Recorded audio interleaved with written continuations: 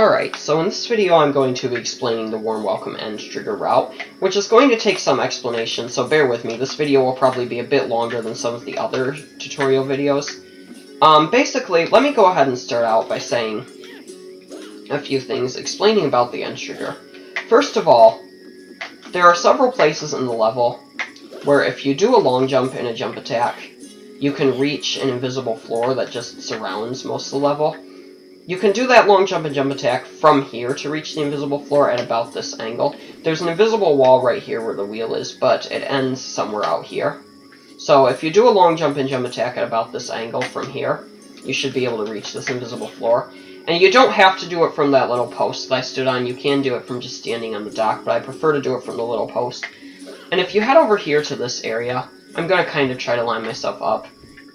You'll see if I stand right here, at the edge of these boats and at the edge of this wheel, if I stand right here, there's actually an end trigger right under me. It's a little bit to the left right now, I think, but there's an end trigger a ways under me. The problem is, we can't reach it because there's this invisible floor under us, and even if that invisible floor were unloaded, there's still a bunch of water loaded underneath us. So we would need some way to be able to unload both the water and the floor. Luckily, there are a few ways to do that. One of them is actually to enter this warehouse that's right above us right now. If you enter that warehouse, the water and the floor both unload. Unfortunately, the only way to enter the warehouse currently is to first complete the thief quest, and then you'll be able to enter. So, how do we do that? Well, it's simple. We're going to do the thief quest clip warp, and while the thief quest is active, we're going to go out and set our clip warp in that specific, or fairly specific position, so that the end trigger is right under us. And we're going to have to hold that warp until after the thief quest is complete. And then we'll be able to enter the warehouse and warp from inside of the warehouse to the place that we need to be to hit the end trigger. So basically what I just did was I just set my clip warp out by where the thief is. Actually, let me kill myself so I can show it from the beginning of the level. It'll be better explained that way, I feel. So basically what we're going to do from the start of the level, and I'm not quite at the start of the level, I've saved here, what we're going to be doing is we're going to be heading this way.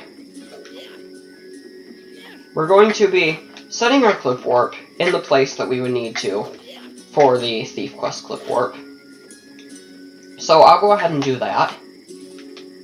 So it's set right where I need it to be.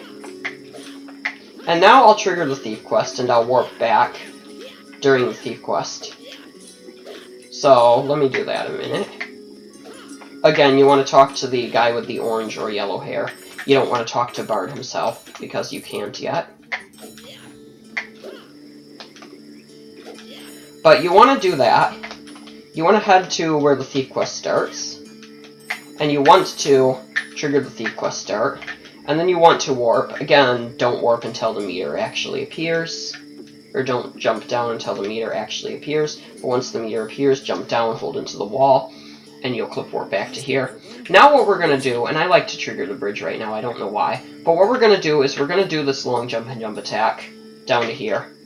And again, you don't need to stand on that little post that I stood on, but it just makes it easier for me. And we're going to set our clip warp out here.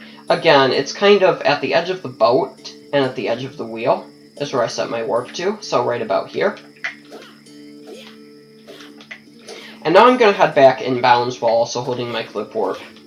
And an important thing I need to point out is you're going to get back inbounds by going over here and doing a long jump to this platform, but for some reason, these ledges are really glitchy when you try to grab them. Like, if you grab from a certain ledge, he'll grab underneath instead. So you want to kind of mess around with those ledges, see which way works best for you.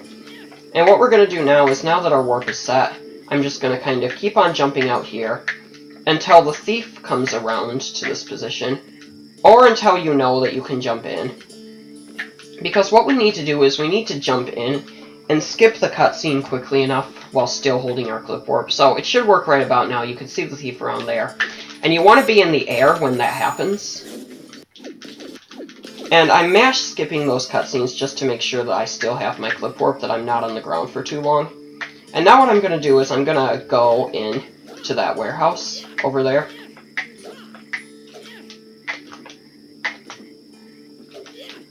So I'm going to enter the warehouse. This is the warehouse. Again, while still holding my clipboard. And there's actually a pretty convenient clip position right here at the doorway. Generally, the best way I can get into it is by first jumping on this, and then jumping into here. And you want to hold into it. Actually, you don't need to hold into it.